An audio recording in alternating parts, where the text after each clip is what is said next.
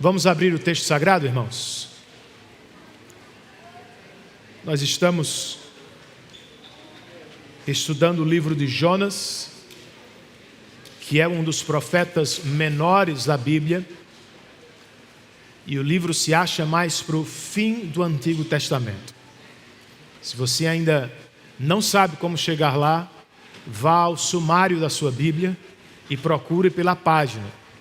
Ou abra em Mateus, o primeiro livro do Novo Testamento, e pegue para a esquerda. Em alguns livros você encontra Jonas, e ao encontrá-lo, volte os seus olhos para o capítulo de número 3, que é onde estamos nesta manhã.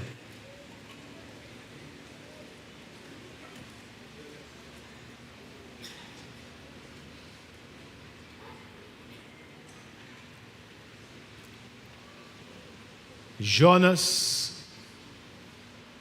capítulo de número 3. Jonathan Edwards, um dos maiores pastores da América colonial, estava na cidade de Enfield acompanhando um pastor amigo. Naquele dia Edwards não pregaria, mas porque o pregador convidado não pôde comparecer, Edwards, de última hora, subiu ao púlpito como substituto. Sem tempo para pensar no que pregar, ele voltou a um sermão que tinha pregado dias antes em sua própria congregação em Northampton. Sem muita pretensão, Edwards abriu o texto e leu Deuteronômio 32, 35 e começou a pregar. E então aconteceu, irmãos. Um avivamento espiritual tomou o salão de culto. E à medida que Edwards avançava naquele que se tornaria o sermão mais famoso da história dos Estados Unidos, pecadores nas mãos de um Deus irado, as pessoas começaram a chorar copiosamente. Algumas clamavam: Senhor Edwards, eu sou pecador, eu estou perdido. Enquanto outras perguntavam: Senhor Edwards, o que devo fazer para ser salvo da ira de Deus? E mesmo depois da pregação, as pessoas não deixavam o templo. Uma seriedade tomou conta do lugar. E ao que parecia, a presença de Deus havia descido também à cidade de Enfield. Algo semelhante, irmãos, porém em proporção muito maior, aconteceu na cidade de Nínive, com a chegada inesperada do pregador relutante Jonas. É o que temos no capítulo 3. E por hora eu quero ler com vocês só o versículo 4. Jonas 3, versículo 4, o texto inspirado pelo Espírito nos diz assim: Jonas começou a percorrer a cidade caminho de um dia e pregava dizendo: ainda 40 dias e Nínive será destruída. Vamos orar? Senhor, Tu sabes como chegamos a este salão de culto. Alguns que aqui estão podem estar dormindo espiritualmente. Outros talvez tenham se afastado do cumprimento da missão. Se cansaram, se desviaram, se perderam momentaneamente nas distrações, apelos e promessas deste mundo passageiro. Seja o que for, nós te clamamos na manhã deste dia: aviva a tua obra em nossos corações.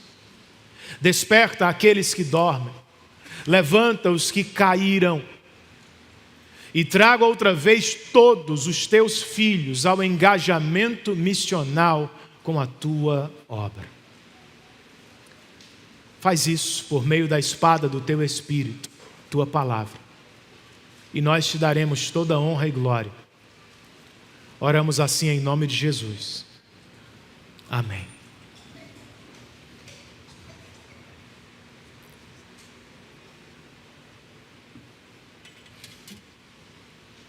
A primeira metade do livro, capítulos 1 e 2, é feita de desobediência e misericórdia, oração e salvação.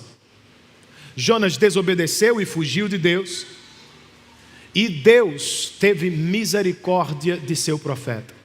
Jonas orou a Deus, e Deus o salvou no ventre de um grande peixe.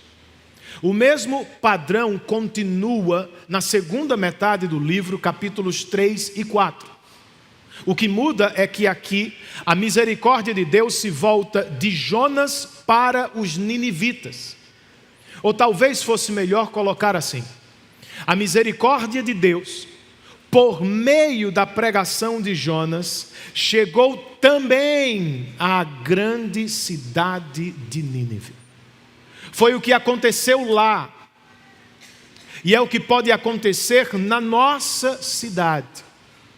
Para tanto, eu quero chamar a sua atenção para aquilo que Deus espera também de você, irmão querido, servo de Deus. Onde Deus te colocou, na grande cidade onde Ele te plantou, pregue a palavra de Deus.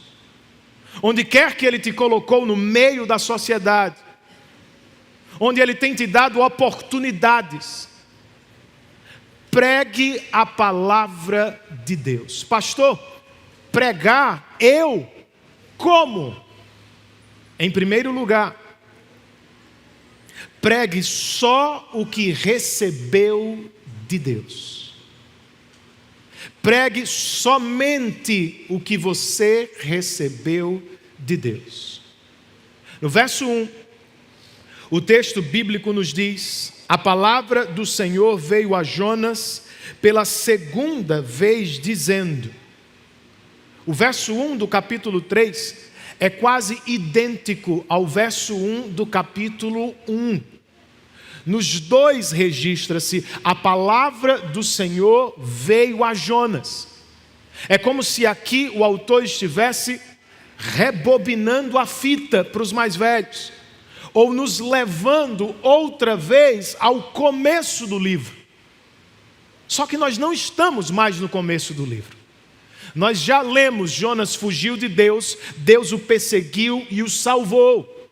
Então, tem que ter alguma diferença, e tem. No verso 1 do capítulo 1, o texto diz: a palavra do Senhor veio a Jonas, filho de Amitai. No verso 1 do capítulo 3, o texto diz: a palavra do Senhor veio a Jonas segunda vez. Por pura misericórdia. Jonas não só não morreu no fundo do mar, ele recebeu de Deus uma segunda chance.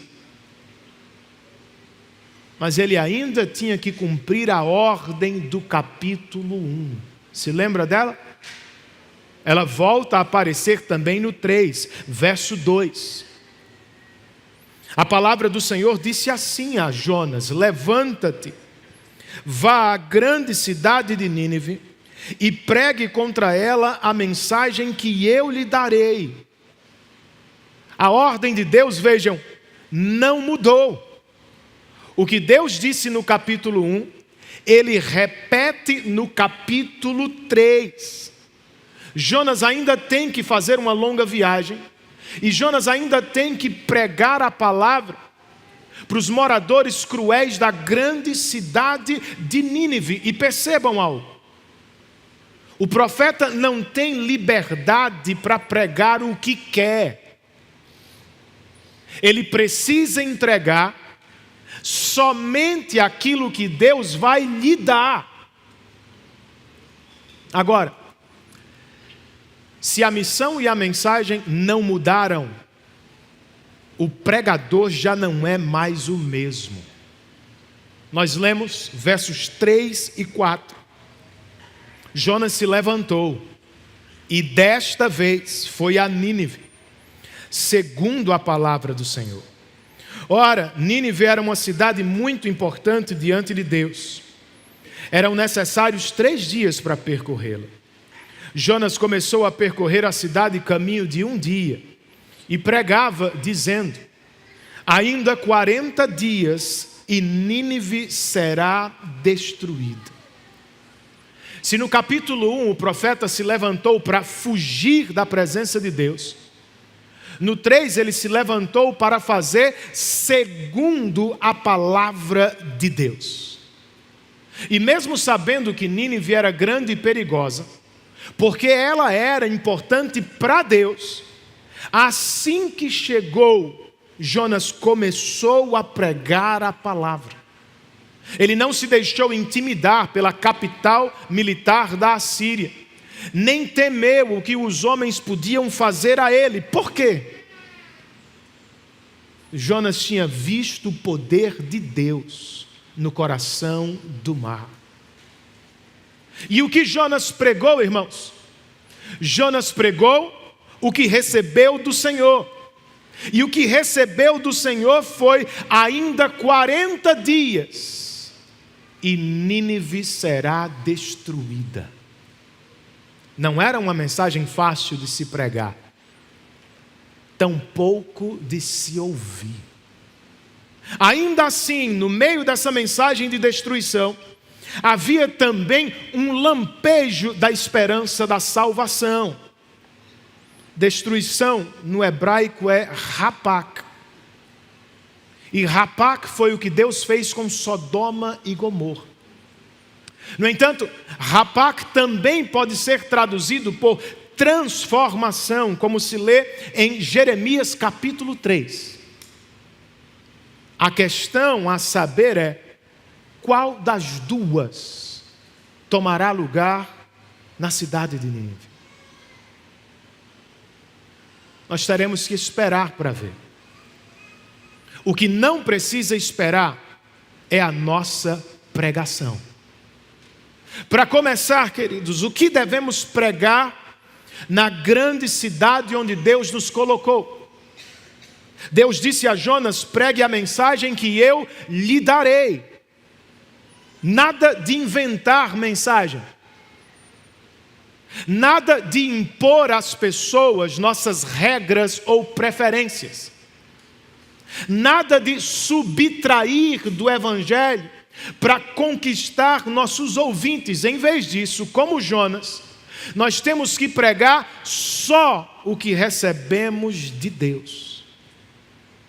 E o que recebemos de Deus não foi um sonho, não foi uma visão, não é a nova tendência do mercado religioso. O que recebemos de Deus, queridos, foi a palavra de Deus. Como escreve o teólogo J.I. Packer, o servo de Deus deve ter o cuidado de deixar claro que aquilo que ele tem a oferecer, em casa, na igreja e no mundo, não é ideia dele. Trata-se da mensagem de Deus no livro de Deus. O pregador precisa deixar claro que o que ele tem a entregar é a própria palavra de Deus, aqui na sua casa e na escola. Não é a sua mensagem, não é a sua preferência, não é o que eu gostaria de falar, é o que Deus nos entregou em sua palavra. E o que não pode faltar em nossa pregação, segundo esse texto, irmãos? Jonas deve ter falado muito mais em suas pregações em Nínive. Mas o que ficou registrado foi uma mensagem de condenação. E ela é por demais necessária. Porque não há salvação sem condenação. Não há boa notícia sem má notícia. Por isso, o grande pregador do século passado, Martin Lloyd-Jones, nos orienta. O evangelismo precisa começar pela santidade de Deus e pela pecaminosidade dos homens. O evangelismo precisa começar pela exigência da lei e pelos castigos eternos que são prometidos nela. Por quê? Porque só o homem que se vê pecador e culpado corre para Cristo, para nele encontrar salvação e perdão. Você concorda? Foi o que experimentou, irmão? Você correu para Cristo quando se viu condenado por seus próprios pecados? Então não arrede o pé da mensagem que você recebeu. Diga ao seu filho, quando ele errar, que ele ofendeu a santidade de Deus. E conte ao seu colega de escola que ele não consegue viver a vida que quer porque é um pecador e está sob um estado de condenação.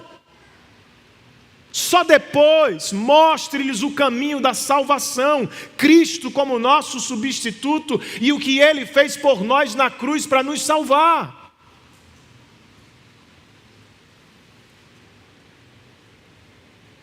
Vamos pregar a mensagem que recebemos de Deus, gente? Desta vez vamos nos levantar para pregar? Sim, Jonas recebeu uma segunda chance de Deus, mas não foi para voltar para casa, foi para voltar para a missão. Por vezes nos perguntamos por que Deus nos escolheu dentre tantos povos do mundo. Por que Deus escolheu a você? Por que Deus escolheu a mim? Não fique sem resposta. Efésios 1 nos diz que em amor Deus nos escolheu antes da fundação do mundo em seu Filho. Em outros momentos nós nos perturbamos com a pergunta: para que Deus nos escolheu? Efésios 2 tem a resposta. Ele o fez para que andássemos nas boas obras que Ele mesmo preparou de antemão. Deus nos escolheu por amor, irmãos, mas Ele nos escolheu para a missão. Nós temos que pregar o Evangelho, fazendo discípulos de Cristo no poder do Espírito e para a glória de Deus. Mas pastor, eu tenho medo. Jonas não tinha? Como foi que Jonas venceu o medo de pregar para as pessoas mais perigosas do mundo de então? Antes de pregar em Nínive, Jonas esteve com Deus no ventre do grande peixe. Ali, Jonas foi encontrado, transformado e empoderado pela graça de Deus. É do que precisamos, gente. Antes de pregarmos ao mundo, nós precisamos estar com Deus em casa. Quanto mais meditamos em Sua palavra, quanto mais oramos em resposta, mais nos damos conta dos nossos pecados e de Sua maravilhosa graça. E então, quando saímos para pregar, para a esposa, para o esposo, para o filho, para o colega de classe, nós pregamos como Jonas, como pregadores alcançados e transformados pela graça. Esses são os melhores pregadores.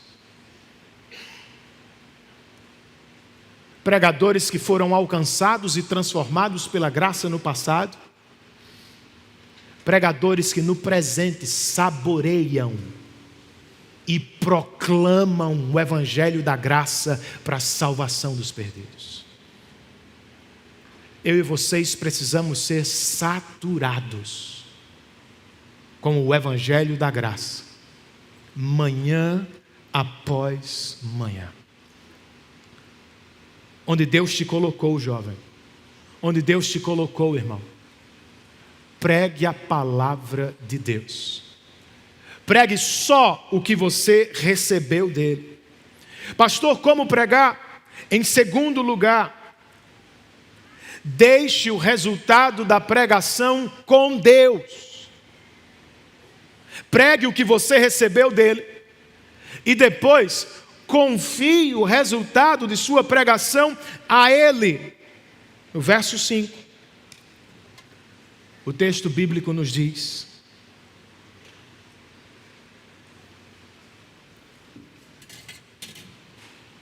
os ninivitas creram em Deus,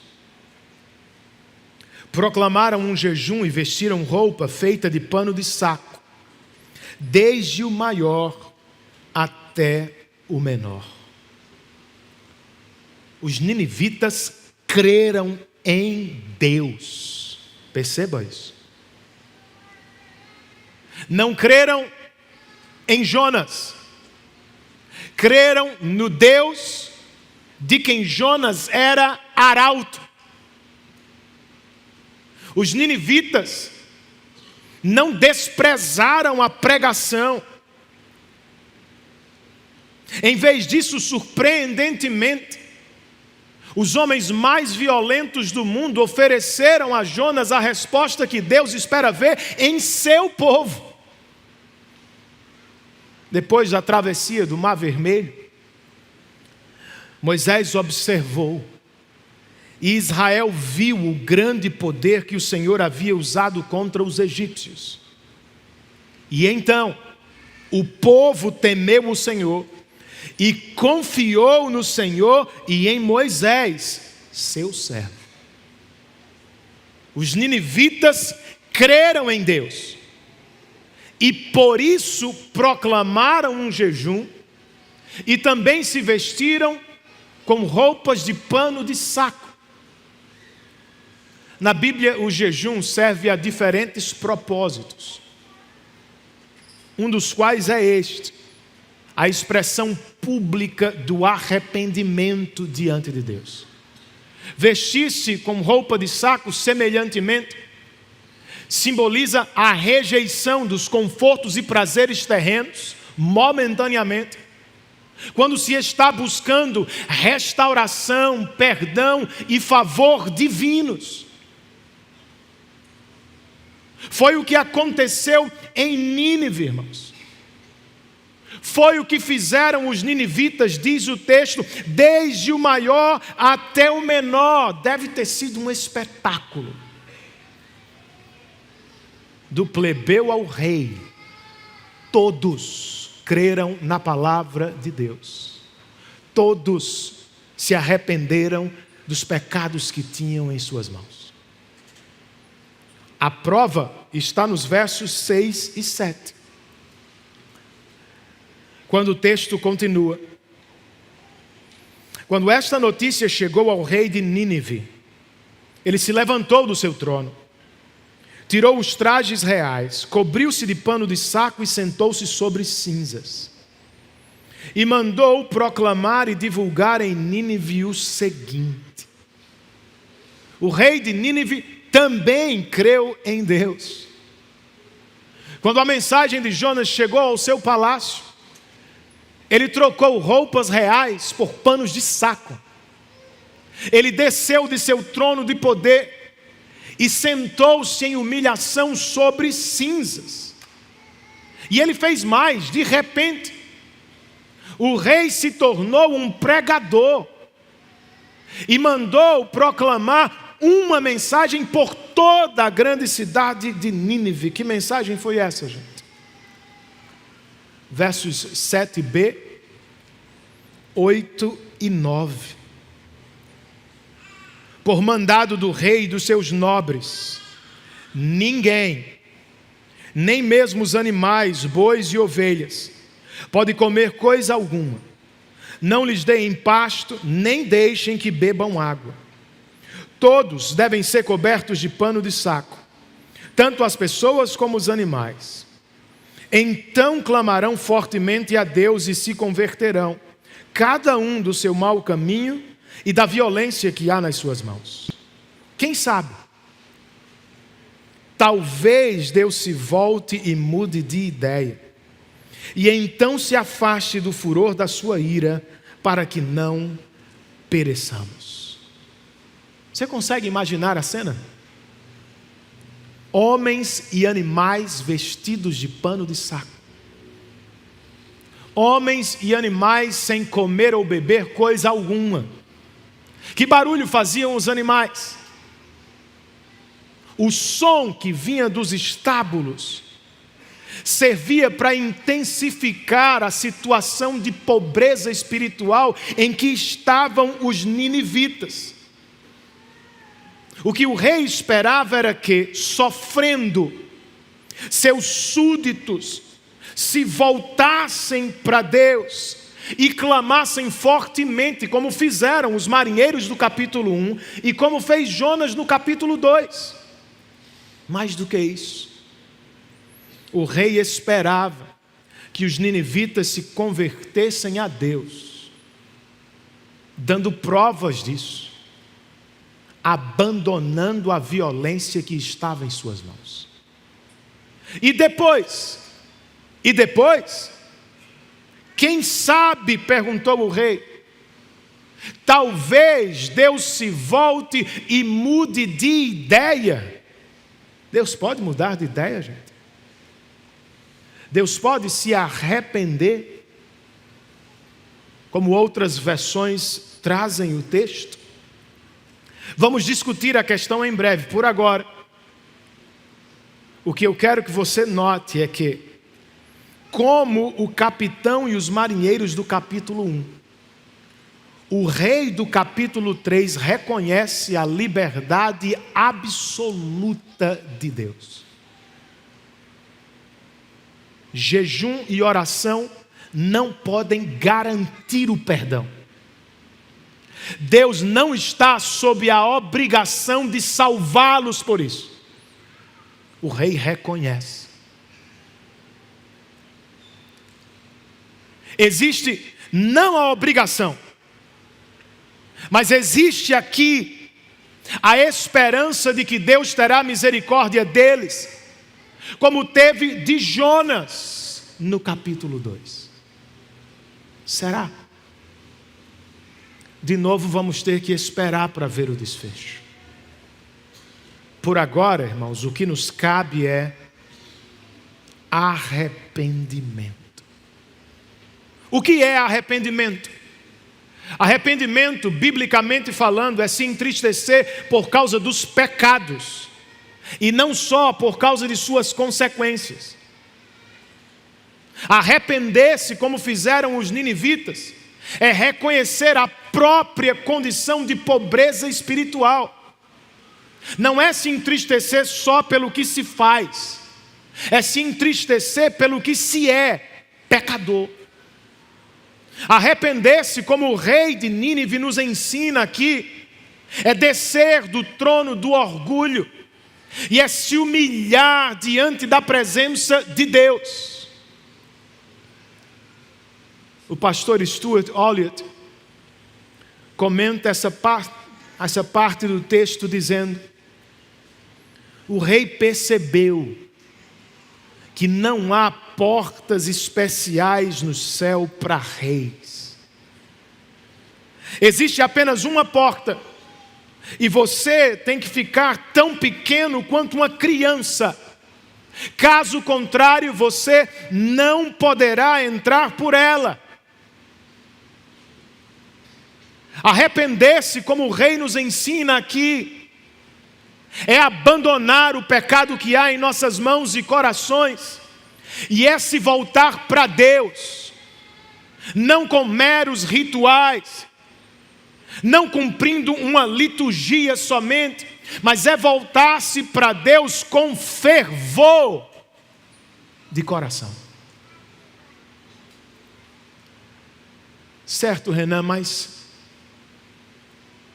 de onde vem este arrependimento? De onde veio o arrependimento de Nínive? Veio da pregação da palavra. Jonas pregou a palavra e os ninivitas, consequentemente, creram em Deus e se arrependeram. Aos Romanos, Paulo escreve: e assim, a fé vem pelo ouvir, e o ouvir pela palavra de Cristo. Por isso precisamos pregar, irmãos. E por isso precisamos ouvir a pregação. Por isso temos que pregar em João Pessoa. E por isso temos que enviar missionários para pregar em terras distantes. Fé e arrependimento vêm por meio da pregação da palavra. Mas não é de qualquer pregação que estamos falando. Fé e arrependimento vem por meio da pregação que é acompanhada pelo poder do Espírito. Entenda isso. Não foi Jonas que converteu os ninivitas a Deus. Não foram os ninivitas que por conta própria se arrependeram diante de Deus. Os ninivitas creram na pregação e se arrependeram de seus pecados por causa do trabalho secreto do Espírito Santo de Deus. Não foi Jonas. Foi o Espírito que levou a capital militar da Síria a um dos maiores despertamentos espirituais da história da humanidade. Este é o segredo do arrependimento dos ouvintes e da pregação dos pregadores. Quando Paulo chegou a Filipos, Atos 16, o texto diz que ele pregou para várias mulheres à beira de um rio. Só que o texto também diz que Deus só abriu o coração de Lídia. Diante disso, o pastor Timothy Keller pergunta: qual é o segredo da pregação? Não é o pregador, é Deus, que faz grande no coração dos nossos ouvintes o que nós só conseguimos fazer pequeno em nossas pregações. Seja encorajado por isso, irmão. A salvação dos nossos filhos, dos nossos familiares e dos nossos amigos de escola e trabalho não depende de quão bem nós pregamos. Nós tropeçamos nas palavras. Nem sempre explicamos o Evangelho da melhor maneira. Nunca temos uma pregação perfeita. Ainda assim, nós temos que pregar, entregando a mensagem do Evangelho com fidelidade e dependendo sempre, não da nossa oratória, não do nosso conteúdo, mas sempre do Espírito. O ministro excelente, o pregador perfeito que jamais erra, nós proclamamos do lado de fora. É o Espírito que aplica do lado de dentro. Falemos dependendo dEle e para a glória dEle. Pregue só o que você recebeu. Deixe os resultados nas mãos dEle. E para terminar, maravilhe-se. Maravilhe-se com o Deus da sua pregação. O verso 10, que merece nossa meditação durante toda a semana que se inicia hoje, registra algo maravilhoso sobre o nosso Deus. O texto registra: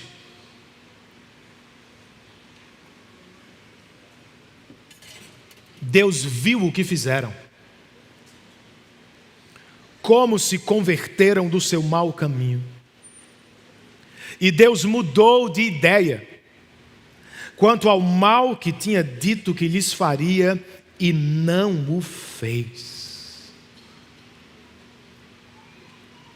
Como fazemos no Oica, vamos por parte. Deus viu o que fizeram. O que fizeram os ninivitas, irmãos? Do que Jonas está falando aqui? Do vestir-se com roupa de saco, meramente? Do jejum de homens e animais? Como Samuel ficou sabendo na casa de Jessé, o Senhor não vê como vê o homem. O homem vê apenas o exterior, mas o Senhor é o único que consegue ver perfeitamente o interior. O que foi que Deus viu em Nínive? É claro que Deus viu o que eles fizeram do lado de fora, mas isso não teria valor algum se nada acontecesse do lado de dentro. Deus viu o que aconteceu no coração, e o que aconteceu no coração foi: eles se converteram do seu mau caminho, abandonaram a violência de suas mãos, jogaram fora a arrogância de seus corações e se voltaram para Deus. E Deus? E Deus mudou de ideia quanto ao mal que tinha dito que lhes faria e não o fez. Outras versões vão dizer: Deus se arrependeu. Pode isso, Arnaldo? Por vezes, a Bíblia faz uso de antropomorfismo e antropopatismo, ou seja, ela atribui a Deus formas e emoções humanas para facilitar nossa compreensão de Deus. Por exemplo, Deus não tem mãos, Deus é espírito, mas Ele faz. Deus não tem olhos, mas Ele vê. Deus não tem coração, mas Ele sente. Foi o que aconteceu em Nínive, gente.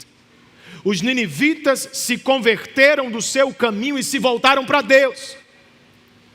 E Deus mudou de ideia e não os destruiu. E aqui tem outra observação importante a se fazer. Quando a Bíblia fala do arrependimento dos ninivitas, ela usa conversão, o que sugere uma mudança de algo inferior para algo superior. Quando, contudo, fala do arrependimento de Deus, a Bíblia emprega a expressão: Deus mudou de ideia, o que sugere uma mudança de decisão e não uma mudança de seu caráter.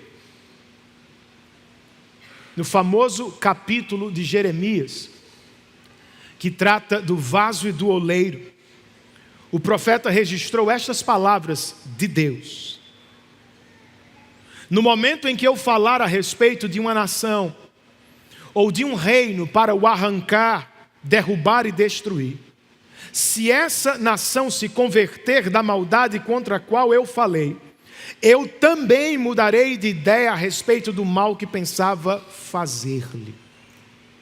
De novo, foi o que aconteceu aqui. E é com este Deus que precisamos nos maravilhar, gente. Um comentarista escreve o seguinte sobre o que se passou em Nínive. Era uma Nínive perversa, violenta, injusta e orgulhosa que Deus ameaçou destruir. Uma cidade sentada sobre cinzas em pano de saco, humilhada da forma mais profunda e apelando por misericórdia, essa Nínive, Deus nunca havia ameaçado destruir. Essa Nínive, Ele nunca destruiria. Esse é o Deus de quem falamos e pregamos neste mundo. O nosso Deus é misericordioso. Ele teve misericórdia de Jonas, um israelita pecador. Ele teve misericórdia dos ninivitas, pagãos pecadores. Ele teve misericórdia de mim e de você, pecadores que nada mereciam a não ser condenação. É no que você crê, irmão? Então diga-me qual deveria ser nossa resposta a este Deus maravilhoso. Arrependimento. O que não é o que fazemos uma única vez na vida, quando alguém nos convida ao Evangelho pela primeira vez. Porque Deus teve misericórdia de nós, não nos dando o que merecíamos. Nós nos consagramos a Deus em uma vida inteira de arrependimento. Para que isso seja verdade na sua vida, você não pode abrir mão da esperança do Evangelho. O rei se perguntou: quem sabe? Talvez Deus se volte e mude de ideia. Em outras palavras, ele estava dizendo: sim, nós temos pecado contra Deus. Sim, nós somos culpados da sentença dele. Mas sim, Deus ainda pode ter misericórdia de nós. É do que precisamos lembrar em dias de queda, em dias de pecado, em dias de fraqueza espiritual. Nós ainda quebramos a lei de Deus, irmãos. Não tem ninguém aqui que não o faça. Mesmo depois de salvos, nós ainda fazemos o que é errado aos olhos do Senhor. Você não precisa se esconder dos seus filhos. Você não precisa andar entre nós como se fosse perfeitamente santo. Todo mundo sabe aqui que você não é. Não nos escondamos. Não aliviemos na guerra contra o pecado. Não vivamos nos justificando. Nós somos pecadores. E por isso, muitas vezes vamos desobedecer e quebrar a lei de Deus. Mas essa não é toda a verdade. Sim, nós podemos e muitas vezes pecamos. E Deus pode, e por pura misericórdia, nos perdoa de novo e de novo. Se não fosse assim, o apóstolo João não nos teria dito: meus filhos, escrevo-lhes estas coisas para que vocês não pequem. Mas se alguém pecar, se você pecar, Renan, se você pecar, Alex, se você pecar, Felipe, lembrem-se que nós temos um advogado junto ao Pai, Jesus Cristo. Ele sim é justo. Lembre-se disso. Se queremos levar uma vida inteira de arrependimento, nós precisamos depender inteiramente de Deus. Outra vez, não foi Jonas que converteu os ninivitas. Tampouco foram os ninivitas que o fizeram por própria força. Não, irmãos. Foi Deus que os levou a crer e a se arrepender. Acontece conosco do mesmo jeito. Ninguém aqui se arrepende sozinho. Ninguém aqui consegue mudar de vida ou se converter a Deus na força do próprio braço. Nós dependemos do Espírito tanto quanto dependiam os ninivitas. Portanto que oremos com Davi.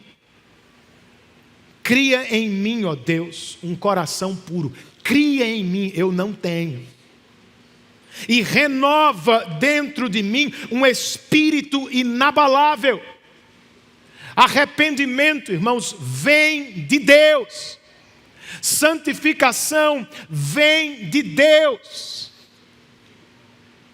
E por isso nós precisamos orar.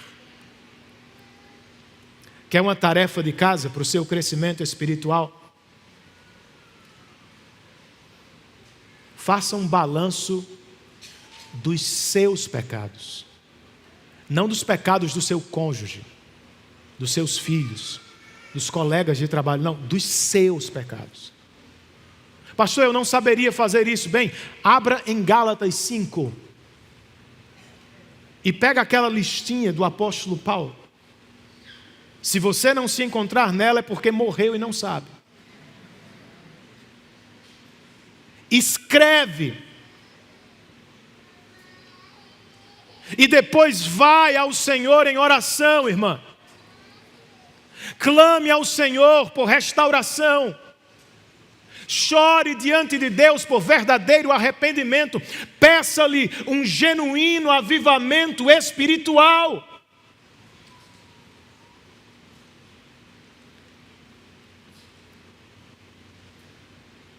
Porque Deus te vê, irmão, como viu os ninivitas clamando. Ele vê você chorando por causa do pecado da imoralidade. Como viu os ninivitas, irmã querida, Deus te vê toda vez que você se entristece por ira. E como atendeu aos ninivitas, muito mais Deus nos atenderá, pois disse Jesus que Ele nos vê e nos recompensa no secreto do nosso quarto. Creia nessa promessa.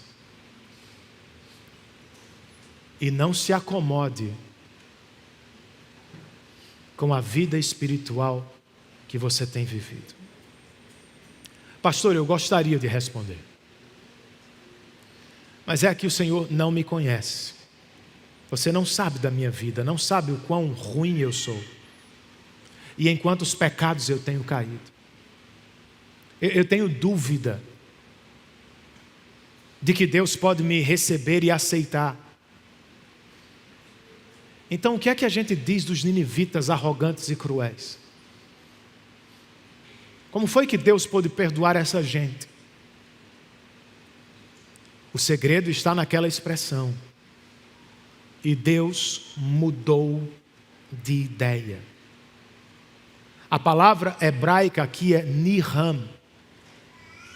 E ela significa mudar de decisão sob grande pesar ou sofrimento. Deus sentiu e sofreu, irmãos, para perdoar o profeta Jonas. Deus sentiu e sofreu para poupar os ninivitas cruéis. Deus sentiu e sofreu para nos perdoar de todos os nossos pecados. Como? Para perdoar israelitas e ninivitas, para perdoar a mim e a você. O Filho bendito de Deus sofreu na cruz, assumindo a nossa culpa e recebendo o salário do nosso pecado, a morte, irmãos.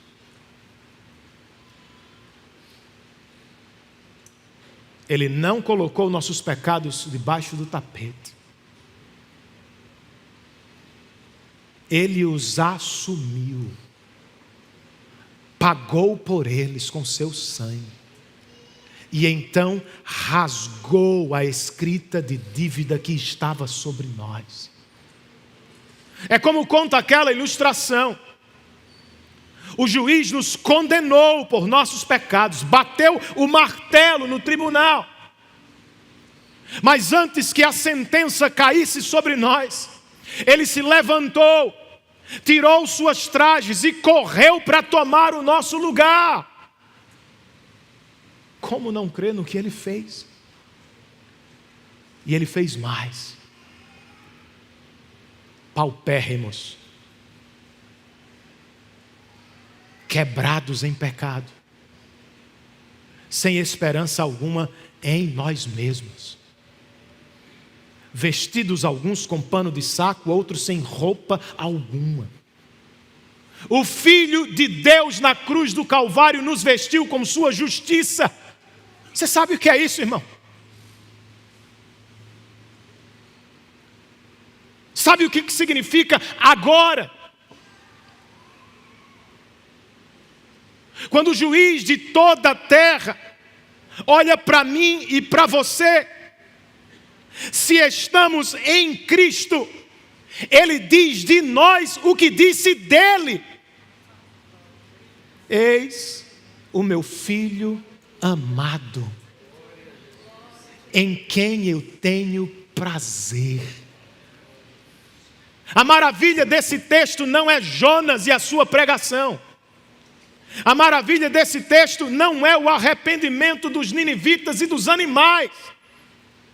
A notícia realmente maravilhosa deste capítulo e de todos os capítulos da Bíblia é o nosso Deus, que podendo nos condenar por um ou por 1000 pecados, resolve sofrer no nosso lugar para nos dar a salvação.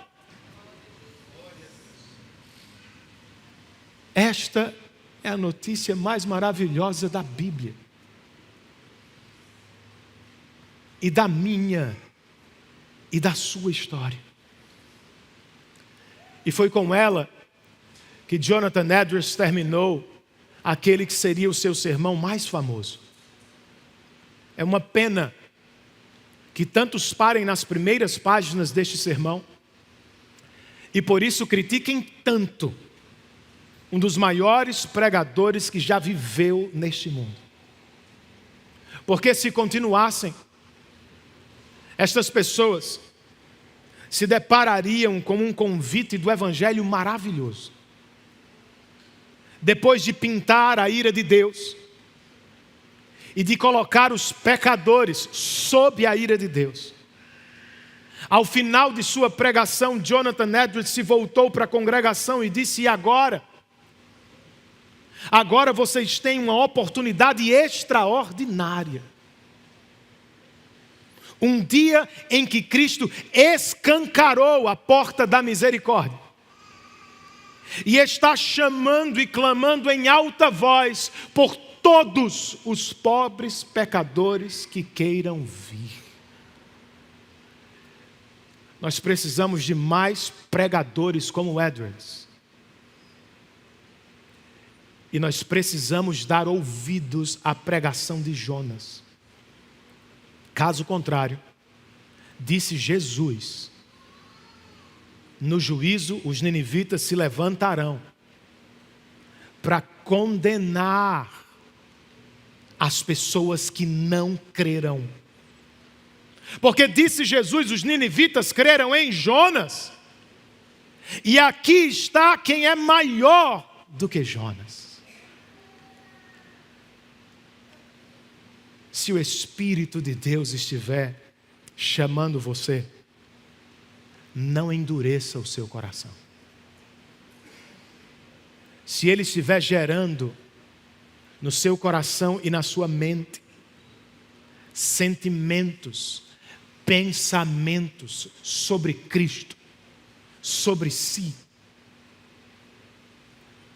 venha a Ele em fé, crendo no que Ele fez na cruz do Calvário por você e se consagrando a Ele em uma vida inteira de arrependimento. Vamos fazer isso? Pela primeira ou 100ª vez, curve a sua cabeça e ore ao Senhor em arrependimento nesta manhã.